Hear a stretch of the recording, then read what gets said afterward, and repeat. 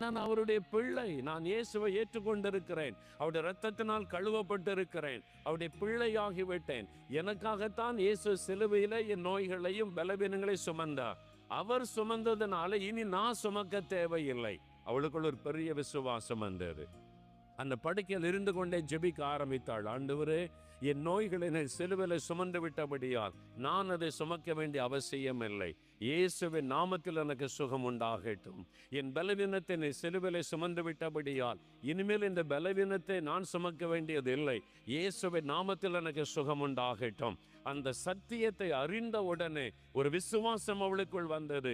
ஜெபிக்க ஆரம்பித்தாள். இவள் ஜெபிக்க ஜெபிக்க ஜெபிக்க வியாதியின் கட்டுகள் அறுபட ஆரம்பித்தது. பலவீனத்தின் கட்டுகள் அறுபட ஆரம்பித்தது. வெகு சீக்கிரத்திலே மரண படுக்கை விட்டு எழுந்து நடக்க ஆரம்பித்தாள். சுகம் பெற்று விட்டாள்.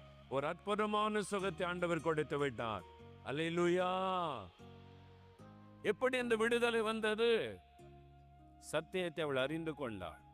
நான் இந்த வியாதி படுக்கையில் இருப்பது ஆண்டவருக்கு சித்தம் அல்ல. என் நோய்களை சிலுவையில் அவர் சுமந்து விட்டார்.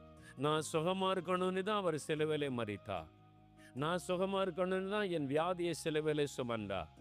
அப்போ நான் சுகத்தை பெற்றுக்கொள்கிறேன். அவருடைய தள்ளும்புகளால் நான் சுகமாகிறேன் என்று சொல்லி அந்த வசனத்தை சொல்ல சொல்ல சொல்ல அவளுக்குள் ஒரு பெரிய விடுதலை உண்டானது. அல்லேலூயா சொல்லுங்க.